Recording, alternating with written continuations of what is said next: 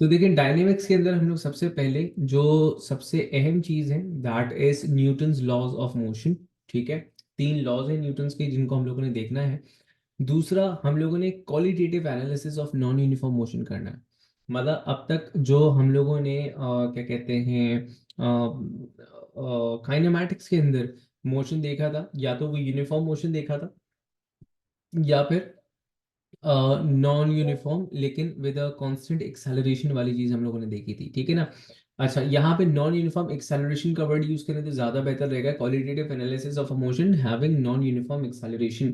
ठीक है, तो उस चीज को हम लोग यहाँ पे देखेंगे रिजल्टेंट वेलोसिटी के रिस्पेक्ट से। And third and the most important part of this chapter is linear momentum and it's conservation.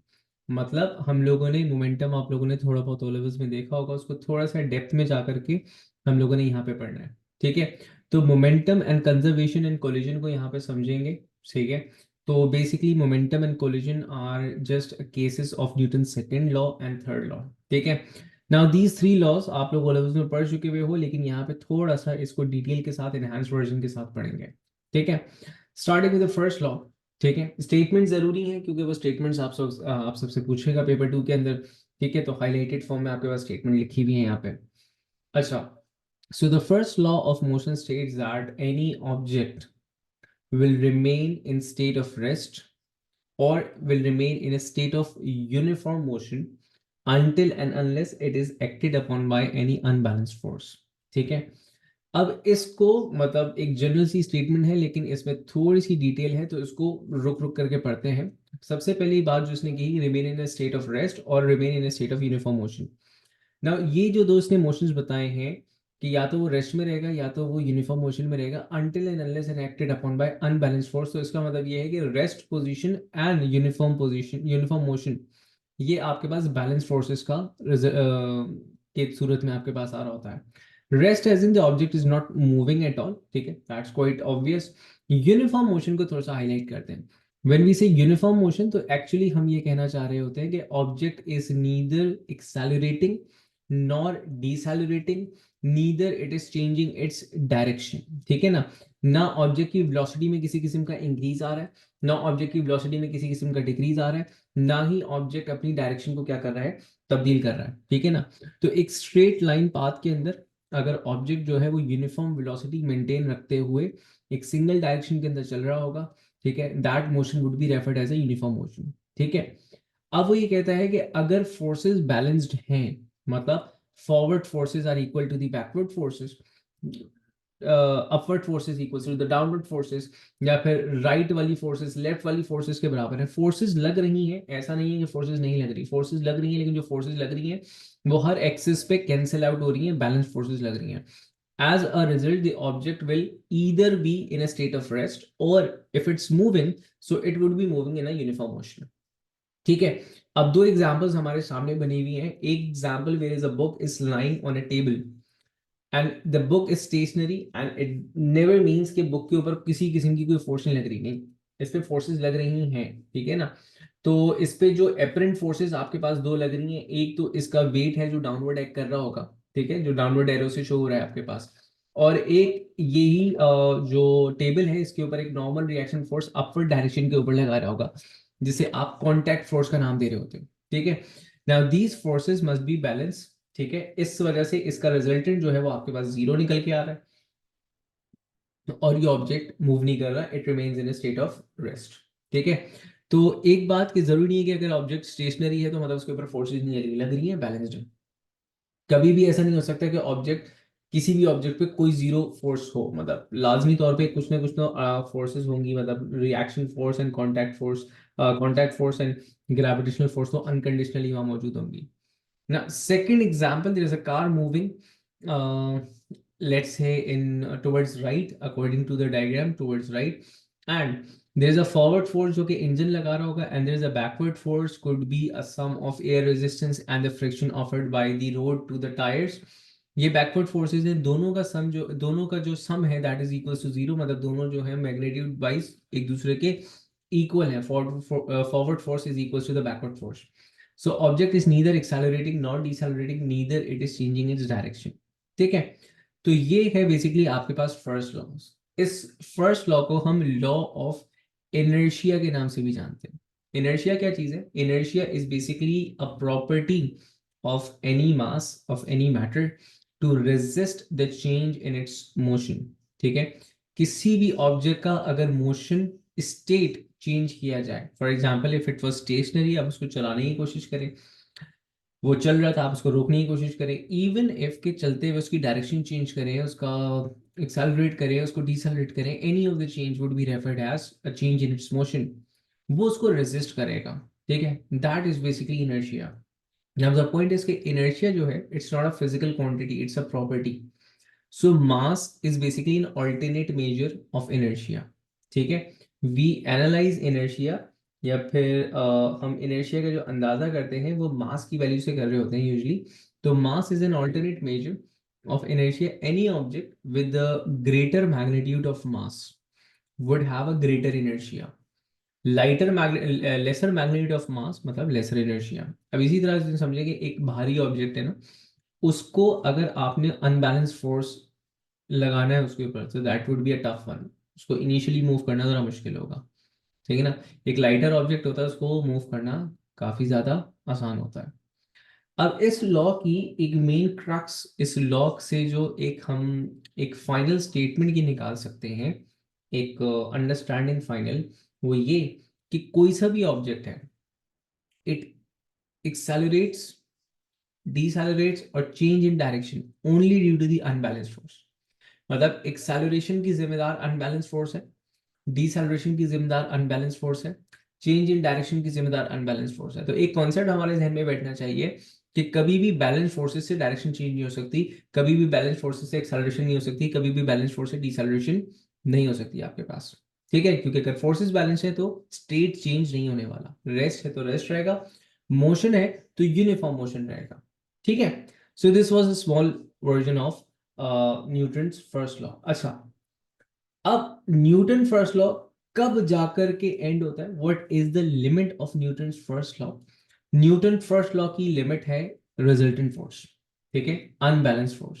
Now for example, now if the object is finally subjected to any unbalanced force, मतलब अब forces unbalanced हो ही गई हैं, मतलब ये है कि वो बुक रखी हुई थी तो मैंने उसको लिफ्ट कर दिया, तो मैंने एक एडिशनल थर्ड फोर्स लगाई विच वाज अनबैलेंस्ड, या फिर वो गाड़ी थी उसको हमने एक्सेलरेट कर दिया, इंजन ने मजीद कुछ एक्स्ट्रा फोर्स लगाई टू इंक्रीज द वेलोसिटी, तो अल्टीमेटली आपके पास जो फोर्सेस हैं वो बैलेंस नहीं रही हैं। So if the forces are not balance, तब क्या होगा? तो गौर से सुने।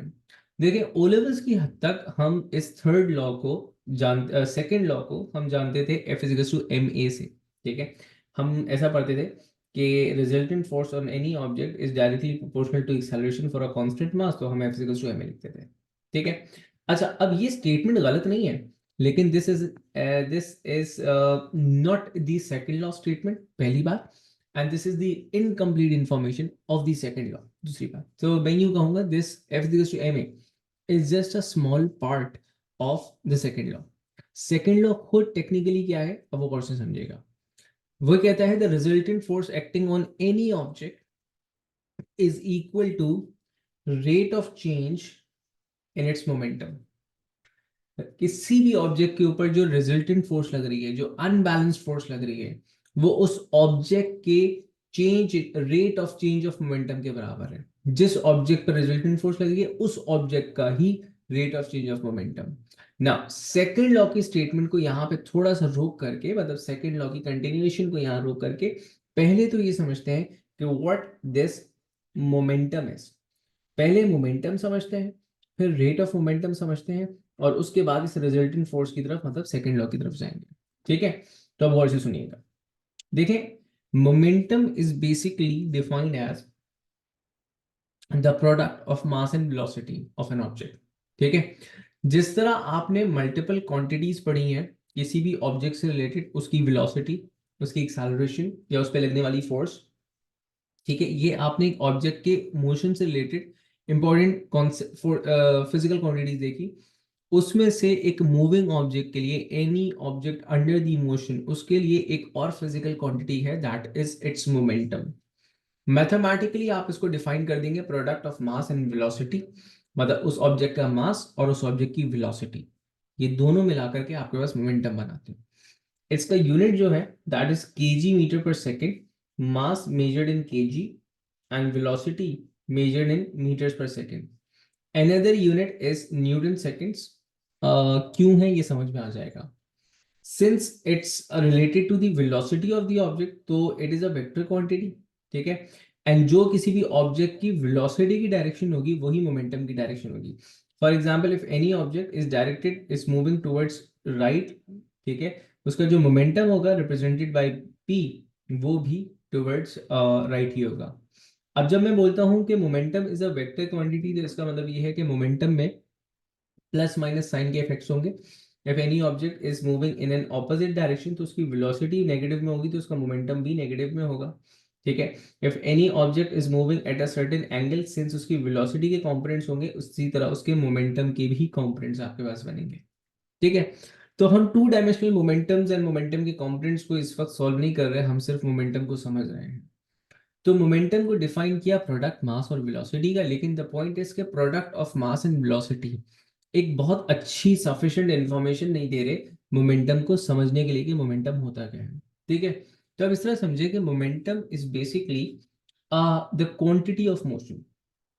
किसी भी ऑब्जेक्ट, मूविंग ऑब्जेक्ट के अंदर जो मोशन होता है, जो मूवमेंट होती है, उसकी एक क्वांटिटी होती है, ठीक है, विच इट एक्सचेंजेस जब वो किसी दूसरे ऑब्जेक्ट से कोलाइड करेगा, ठीक है।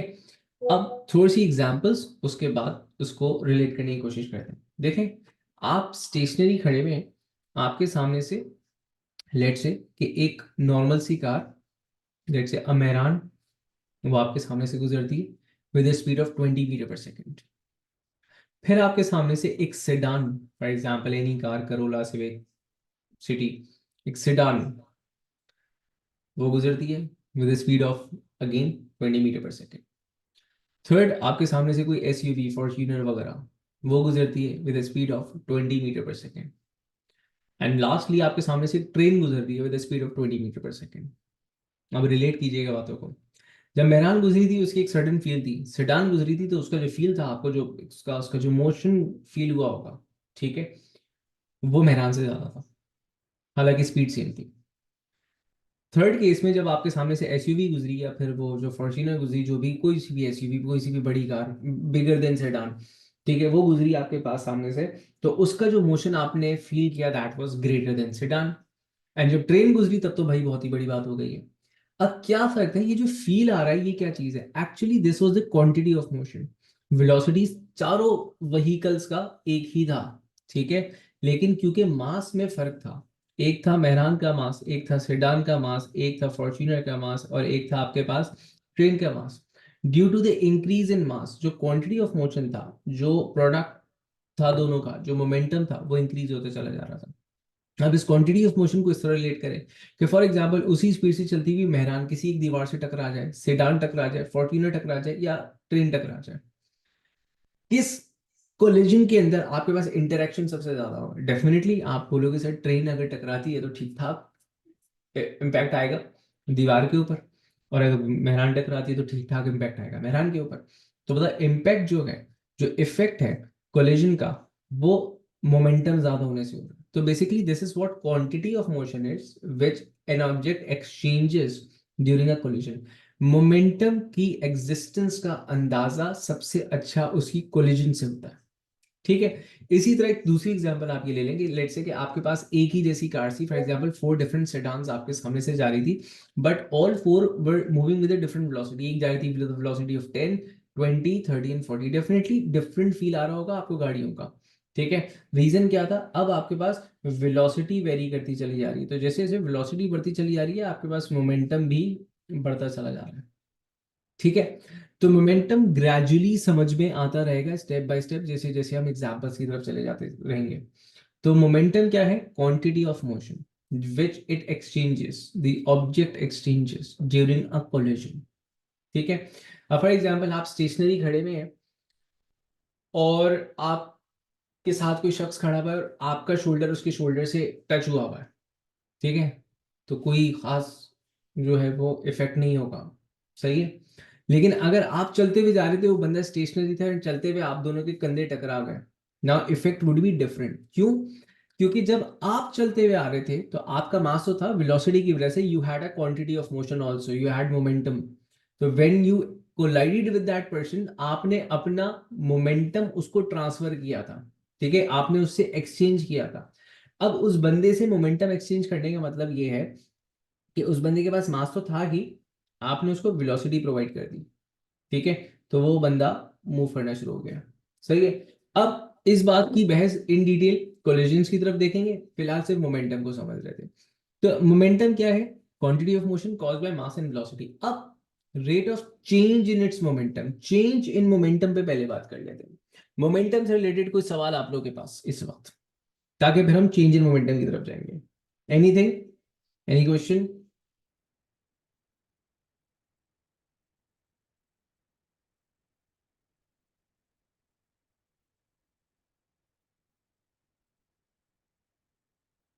चले, अब आगे बढ़ते हैं। चेंज इन मोमेंटम समझते हैं। देखें, चेंज किसी भी क्वांटिटी में उसकी इंडिविजुअल क्वांटिटीज की चेंज की वजह से आ सकता है। Change in momentum could be either caused by change in velocity, मतलब एक चलता हुआ ऑब्जेक्ट है, उसकी वेलोसिटी इंक्रीज हो जाए, डिक्रीज हो जाए, डायरेक्शन चेंज हो जाए, मोमेंटम उसका क्या हो रहा होगा? चेंज हो रहा होगा, ठीक है। तो a change in momentum could be caused by change in velocity, ठीक है। तो इंक्रीज और डिक्रीज इन द वेलोसिटी बहुत कॉमन सी एग्जांपल है, एक्सेलरेट करके ऑब्जेक्ट यहाँ पे डिसेलरेट कर गया, ठीक है। दूसरा, change in momentum could be caused by change in mass of an object moving with a uniform velocity. Now this is something जहां पे थोड़े से कान खड़े हो जाते हैं कि भाई साहब मास चेंज कर रहे हैं, वेलोसिटी को कांस्टेंट रखा हुआ है, ये कहाँ की साइंस चल रही है? तो बेसिकली हम बात कर रहे हैं एक सिस्टम की। फॉर एग्जाम्पल मैं बात करूं कन्वेयर बेल्ट्स की। कन्वेयर बेल्ट्स आपने देखा होगा, they keep on moving with uniform speed, with uniform velocity, अपने एक स्पेसिफिक पाथ के ऊपर, ठीक है। लगेज उसके ऊपर रखते रहते हैं, हम उठाते रहते हैं। तो जैसे जैसे हम लगेज उसके ऊपर ऐड ऑन करते चले जा रहे हैं, we are actually adding the mass of the system, and it's moving with a constant velocity. And if we are removing the luggage, so actually we are decreasing the mass of the system, it is moving with a uniform velocity. सही है। Similarly we could have multiple examples of that, ठीक है ना। अब जैसे rocket का जो एक लॉन्च होता है, रॉकेट के लॉन्च में जो फ्यूल है वो बहुत ही हाई रेट के साथ कंबस्ट होता है, तो उसमें there is a sudden change, there is a sharp change in the mass of the that rocket, ठीक है। तो which causes the change in momentum actually, ठीक है। तो change in momentum could be caused by, there are two folds. तो आपके पास constant mass है और change in velocity, very common example for us. लेकिन अब velocity with a changing mass, अब वेलोसिटी विद अ चेंजिंग मास पे थोड़ी सी ज्यादा गुफ्तगू करेंगे, लेकिन आगे आते हुए, ठीक है। तो अब returning back to the to the second law which stated that the resultant force जो किसी भी ऑब्जेक्ट के ऊपर लग रही है, that is basically equal to the rate of change of momentum, ठीक है। तो resultant force मतलब second law की statement को मैं mathematically इस तरह लिख सकता हूँ जैसे मैंने यहाँ लिखा हुआ है। so this is basically second law की statement, ठीक है। change in momentum divided by time is equal to the resultant force, ठीक है। अब यहीं से हम समझेंगे कि F is to M A कहाँ से आया था। तो देखिए, change in momentum was two fold, again मैंने कहा था m डेल v या फिर del m v। So m del v upon t is also resultant force, del m upon del m into v upon t is also resultant force. ये बात तो यहीं पे रुक जाएगी और इसको फिर हम थोड़ी देर में डिटेल में डिस्कस करेंगे। अगर इसके ऊपर बात करें तो बेटा, change in velocity upon time is acceleration. तो this del V upon T becomes A, तो यहां से ये फॉर्मूला आपके पास F is to M A बनता है, ठीक है। तो जैसे मैंने कहा था कि F is to M A is not the incorrect version but it is the incomplete version of second law. Second law का ये भी पार्ट है, सेकेंड लॉ का ये भी पार्ट है, in generalize this is second law, ठीक है। तो F is to M A was only a single part of second law. तो अब आपके लिए अगर आपसे कोई पूछे व्हाट इज अ फोर्स या डिफाइंड रिजल्टेंट फोर्स, तो आप उसको ये नहीं लिखेंगे कि product of mass and velocity, नहीं, ये भी फोर्स है, ठीक है। तो आपने इन जनरल लिखना है that resultant force, okay I will, अच्छा एग्जैक्टली विच पॉइंट, ये वाला या फिर ये, मतलब exactly which point two repeat?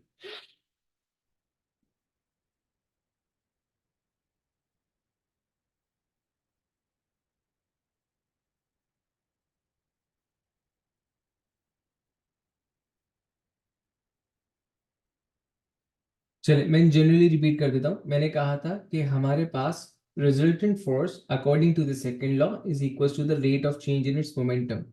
Now change in momentum could be written as m del v, or it could be written as change in mass of a system moving with a uniform velocity.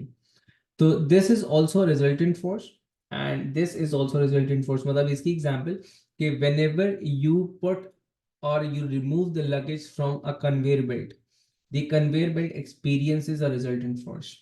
ठीक है? Yes, similarly, whenever you step up on an escalator or you step off from an escalator, the escalator will experience a resultant force. क्योंकि उसका mass change हो रहा है, उसके momentum के अंदर फर्क आ रहा होगा। ठीक है? Similarly, मैंने कहा था कि change in velocity upon t could be written as acceleration, तो I can shortcut down this formula as f is equals to ma. ठीक है? Now this is the same version जो कि हम लोगों ने ओ लेवल्स में देखा था। तो ये आपके पास रिजल्टेंट फोर्स हो गई। सबसे पहला स्टेप इसको थोड़ा सा समझ लेते हैं। ठीक है, अच्छा समझना क्या है वो ये कि resultant force for a moving object is proportional to the acceleration. ठीक है, पहली बात। दूसरी बात ये है कि whatever the direction of acceleration, whatever the direction of the resultant force, acceleration की वही डायरेक्शन होगी। If the resultant force is directed towards right, तो आपके पास acceleration भी towards right ही है। If the resultant force is towards left या फिर backward, तो acceleration भी backward ही होगी। ठीक है, अब इसको इस केस के अंदर देख लेते हैं। हमारे पास जैसे now let's say कि these are two examples. पहली एग्जांपल के अंदर the car is experiencing a FD, इससे मैं ड्राइविंग फोर्स कह रहा हूँ actually. This is the driving force या फिर आप इसको फॉरवर्ड फोर्स भी कह सकते हैं। And this is the resistive force जिसको आप बैकवर्ड फोर्स भी कह सकते हैं। ठीक है ना? तो यहां पर as shown in the diagram the forward force is greater than the backward force. ठीक है, तो आपके पास F is to M A में ये जो F है ये एक्चुअली होगा driving force minus the resistive force is equal to M A. ठीक है, since F D is greater than F R, मतलब forward force is greater than the backward force, तो ये जो आपके पास रिजल्टेंट फोर्स है it would be a positive value. Since this is a positive value, तो एक्सेलरेशन पॉजिटिव होने का मतलब ये है कि आपके पास the velocity of the car would increase. ठीक है, और डायरेक्शन हम लोगों ने लेफ्ट को पॉजिटिव लिया हुआ है क्योंकि मैंने गाड़ी ऐसी बना दी थी वरना तो वो कन्वेंशनल हम साइंस लेते हैं। चले, इन दी अदर डायग्राम जो हमारे पास दूसरी वाली डायग्राम है उसके अंदर हमने क्या रखा हुआ, हमने कहा कि फॉर एग्जांपल कि somehow that resistive forces are now greater than the forward forces, driving force से बड़ी हो गई है आपके पास रेजिस्टिव फोर्स या फिर बैकवर्ड फोर्स। ठीक है, तो ऐसे में F D minus F R, the resultant force F D minus F R would be a negative value. Since this is a negative value, तो acceleration would also be a negative. Acceleration negative होने का मतलब ये है कि the object is डीसेलरेटिंग, मतलब velocity of the object is decreasing.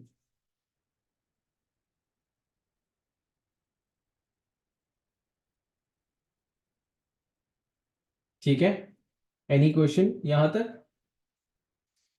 बहुत simple सी चीजें थी, कोई सवाल यहाँ पर?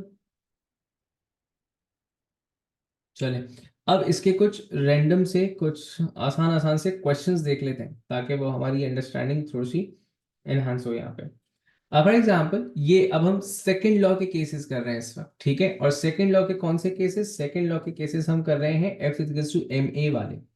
ठीक है, F is equal to del M V upon T, मतलब चेंज इन मास वाला जो था वो अभी तक हम लोगों ने डिस्कस नहीं किया है, तो उसको अभी हम डिस्कस करेंगे।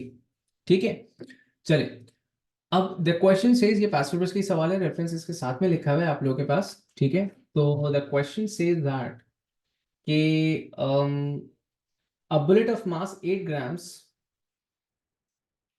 a bullet of mass 8 grams travels at a speed of 300 meter per second. The bullet hits a target and stops after 100 microseconds. What is the average force exerted by the target on the bullet? ठीक है, अब देखें आपके पास क्योंकि अब this is an MCQ and you have an option कि आपके जहन में जो क्विक मैथमेटिक्स आए आप उस तरह कर सकें, लेकिन फिल वक्त हमने इसको अंडरस्टैंडिंग दी सेकंड लॉ करना है, तो हम एक लॉन्गर मेथड से कर रहे हैं, ठीक है ना। तो देखें आपके पास जो रिजल्टेंट फोर्स है that is basically change in momentum upon time. तो माइंडेड कि मैं इसको सेकेंड लॉ समझने के लिए कर रहा हूं, तो mass into change in velocity upon time हो जाएगा। मास मुझे 8 ग्राम्स गिवन है, तो मैं इसको लिखूंगा 8 इंटू 10⁻³ ठीक है। अच्छा, चेंज इन वेलोसिटी क्या है आपके पास, 300 मीटर पर सेकंड से वो चल रही थी, उसके बाद इट स्टॉप्स, तो मतलब जीरो हो गई। तो चेंज जो आ रहा है वो 0 - 300 आ रहा है, and I am only concern, चले मैं यहाँ पे माइनस साइन के साथ ही लिख देता हूँ, ठीक है। तो मैं यहाँ पे लिखूंगा -300, ये चेंज इन वेलोसिटी आ गया था आपके पास, एंड उसके बाद जो टाइम की वैल्यू है दैट इज 100 माइक्रो। तो माइक्रो इज 10⁻⁻⁶। यहां से आपके पास एक मैग्नीट्यूड ऑफ रिजल्टेंट फोर्स आएगा, वो जल्दी से निकालिएगा।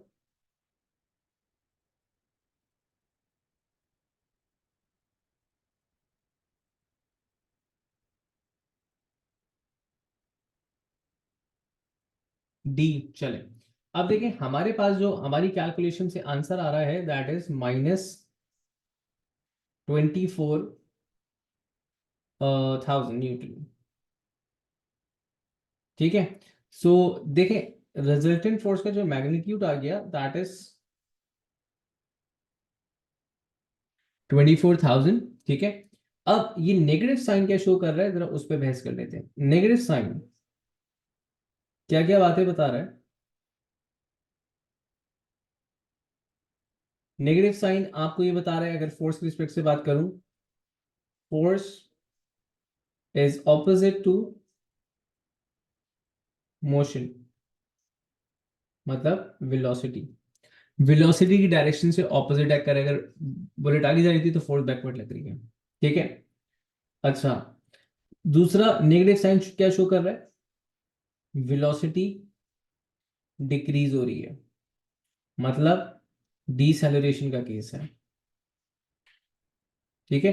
तो with respect to velocity, with respect to deceleration, with respect to direction of the force, you need to know the answer in all three cases, क्योंकि वो ये भी पूछ सकते हैं ना जनाब ये क्या शो कर रहे हैं नेगेटिव साइन। तो with respect to the content of the question हमने अपने आंसर को फ्रेम डाउन करना पड़ेगा, ठीक है।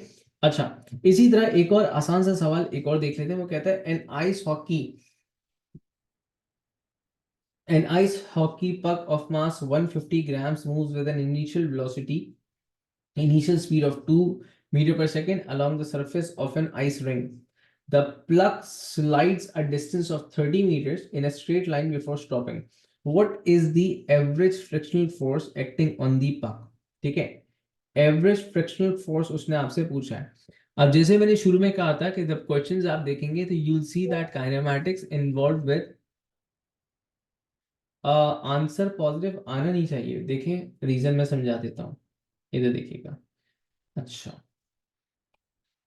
बेटा, ये जो चेंज इन वेलोसिटी था ना, ये चेंज इन वेलोसिटी आप निकालते हो फाइनल माइनस इनिशियल करके, ठीक है। अच्छा, इसी को मैं यहीं पे कंटिन्यू करूं। फाइनल वैल्यू आपके पास है, एक सेकेंड मैं इसको यहाँ साइड में सॉल्व कर देता हूँ, वो ओवरलैप हो जाएगा। लेफ्ट पे देखिएगा, चेंज इन वेलोसिटी आप निकालते हो final value minus initial value, ठीक है। फाइनल वैल्यू आपके पास आ रही है 0 because it ultimately stops. Initial value थी आपके पास 300, तो यहां से जो चेंज आ रहा है उसमें नेगेटिव साइन है, ठीक है। ये नेगेटिव साइन मैंने इसका लिखा था, अब यही नेगेटिव साइन यहां पर आ गया था। बिकॉज इट्स एन एमसीक्यू, तो यहां तो वो मैग्नीट्यूड से ताल्लुक रखता है, तो हमने नेगेटिव साइन को डिसरिगार्ड किया था।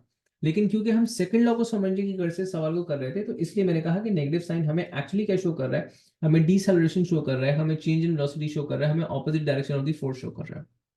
क्लियर हुई बात।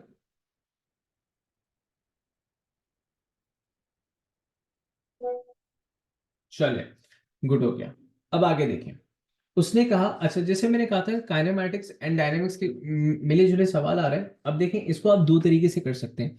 अगेन मैंने कहा कि जब अगर स्पेसिफिकली इस एमसीक्यू की बात करोगे तो वेरी सिंपल वन और बहुत जल्दी हो जाएगा। We are just understanding the second law, तो इसलिए थोड़ा सा लॉन्गर प्रोसेस हम फॉलो कर रहे हैं।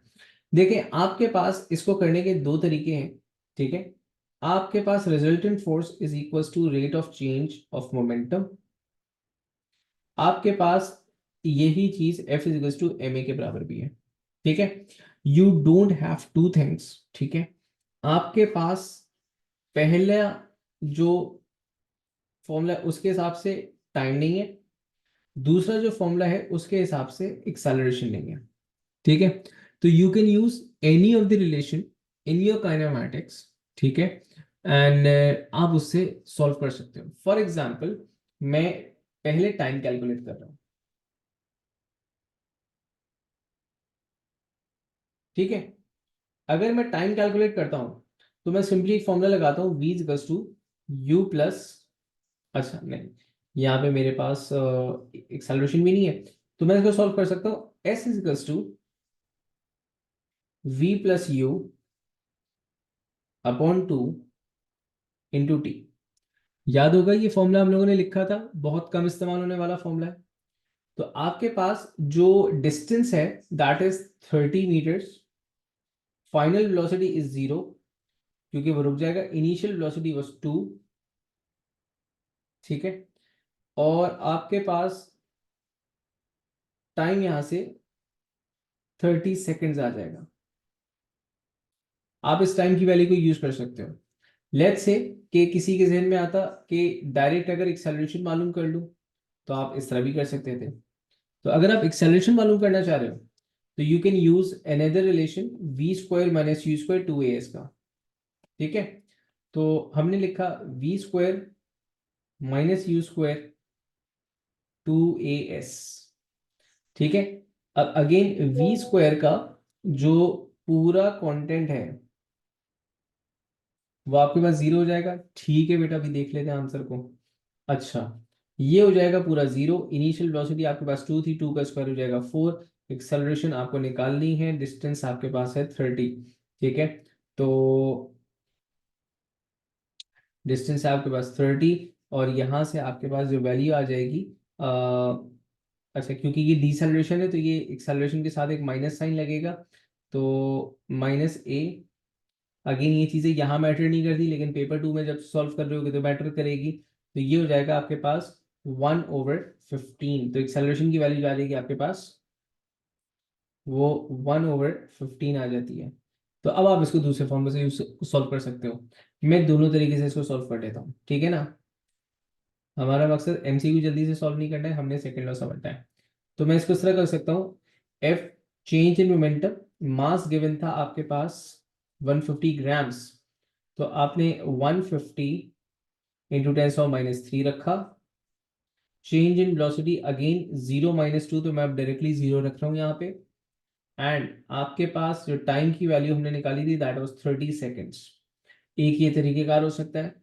दूसरा तरीकेकार आपके पास क्या था, F इक्वल्स टू ma, तो m की वैल्यू आपके पास है 150 इंटू 10⁻³, ठीक है।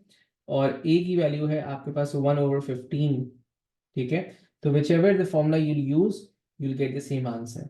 सो ये आपने किया है, this is change in momentum upon time, and this is actually F is equals to ma। तो दोनों से आपके पास आंसर जो आना चाहिए वो 0.01 न्यूटन आना चाहिए,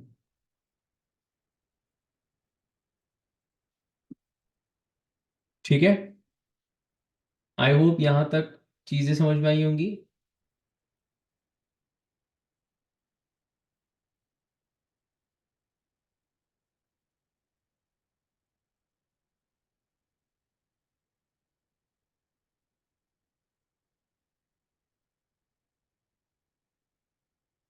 ठीक है जी,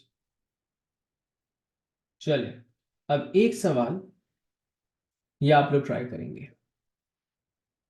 the last question of the day, ये आप लोगों ने ट्राई करना है। वो कहते हैं a car is moving at a constant speed in a straight line with the engine providing a driving force equal to F. Engine जो है वो एक फोर्स प्रोवाइड कर रहा है, driving force that is equals to F. नहीं, एक minute, sorry, engine is providing driving force equal to resistive force F. Okay, मतलब पहली इंफॉर्मेशन ये बोल रहा है कि backward force and forward force बराबर है, ठीक है। When the engine is switched off the car is brought to rest in a distance of 100 metres. मतलब अब आपके पास यहाँ पे रेजिस्टिव फोर्स एफ रह गई है क्योंकि इंजन की फोर्स खत्म हो चुकी हुई है, ठीक है। The process is then repeated for the, अच्छा, it may be assumed that f is a constant deceleration, ठीक है। The process is then repeated for the same car for the same initial speed but with a constant resistive speed of 0.80, ठीक है। Speed आपके पास वही है, सिर्फ उसने resistive forces जो है वो 0.8 हो गया। उसने बोला how far will the car travel while decelerating, कितनी दूर गाड़ी जाएगी वाइल डिसेलरेटिंग।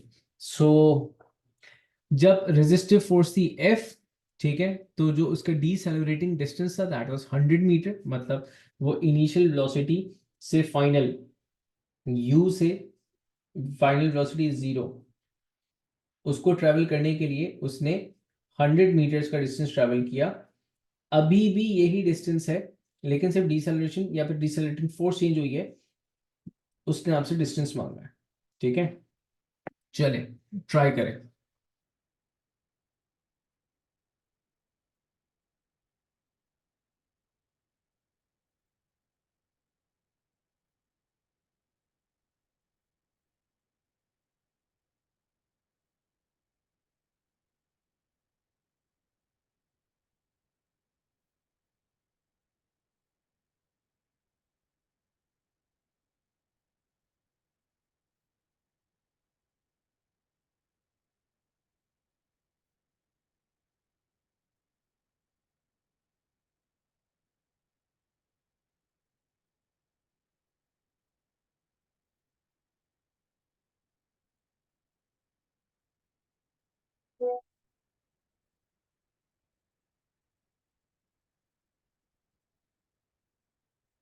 चले जी, एक जो आंसर आया है दैट इज 125। तो गैर हतमी गैर सरकारी नताइज में से एक जो हमें मौसूल हुआ दैट इज 125 मीटर।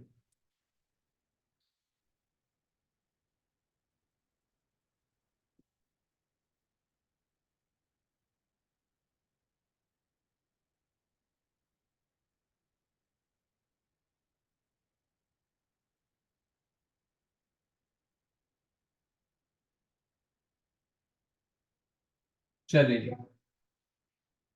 अच्छा जी, वर्किंग भी आ गई है, एक से। ओके,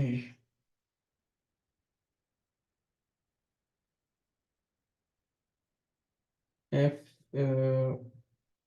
ये क्या किया आपने? अच्छा ये रहा, सॉरी। अच्छा जी, वाह, वाह, वेरी गुड, बेहतरीन, जबरदस्त, ठीक है, परफेक्ट हो गया।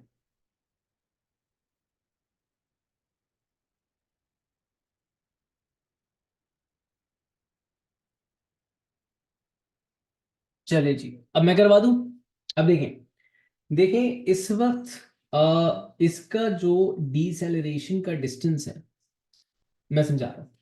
डीसेलरेशन का जो मतलब जो डीसेलरेटिंग डिस्टेंस है that totally depends upon the value of acceleration. क्यों? क्योंकि देखिए इनिशियल वेलोसिटी आपने चेंज नहीं की, final velocity has to be 0।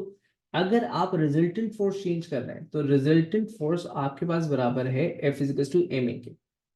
Resultant force है F equals to M A. अगर मैं इस रिजल्टेंट फोर्स को रिड्यूस कर दूं 0.8 पर, तो मास तो चेंज नहीं हो जाएगा ना, आपके पास एक्सेलरेशन भी 0.8 टाइम्स डिक्रीज हो जाएगी। आई बात समझ में? तो पहले केस में जहां पर उसको डिस्टेंस ट्रेवल हुआ था 100 का, तो वहां पे उसकी डिसेलरेशन थी ए। अब नया जो डिसेलरेशन होगा वो होगा 0.8 टाइम्स ऑफ ए। रीजन क्या है? क्योंकि फोर्स जितनी रिड्यूस हुई है डायरेक्टली रिलेटेड है ना, तो जितना फोर्स डिक्रीज हुआ है उतना आपके पास क्या होगा, उतना आपके पास एक्सेलरेशन भी डिक्रीज होगा। अब सुने, देखिए इनिशियल केस आपके पास क्या था, पहले हम इनिशियल केस देख लेते हैं। इनिशियल केस में आपके पास डिसेलरेशन वाज ए। मैं समझा देता हूँ बेटा, मैं इसको एक दफा रिपीट कर रहा हूँ। पहले आप इनिशियल केस देखें।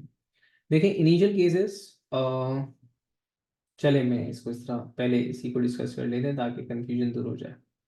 देखें, सिंस, मैंने क्यों मिटाया ये, चले, since f is equal to M A, ठीक है, तो I can simply write that a is equal to f over m, ठीक है। Now, if I am changing the value of the resistive force, that if I'm changing the value of the decelerating acceleration, decelerating force, ठीक है, तो I would have a new value, let's say a dash of the deceleration, और वो value क्या है आपके पास, वो value है 0.8f according to the question divided by its mass, ठीक है। अब थोड़ा सा इसको लॉन्ग कर रहा हूं कैलकुलेशन को, आई कैन सिंपली राइट मैथमेटिकली इस तरह, कोई गड़बड़ तो नहीं है। Now this f is equals to ma is actually equal to the previous value of a, so I can simply write that a new value of deceleration would be 0.8 times the previous value, ठीक है। अब समझे बात को, ऐसा है कि आपके पास ये बात समझ में आई, आई होप आपकी ये बात समझ में आई होगी, and something was about to fall, ठीक है। तो आपकी ये बात समझ में आई। अब देखें, since, give me a minute, something is about to fall, so sorry.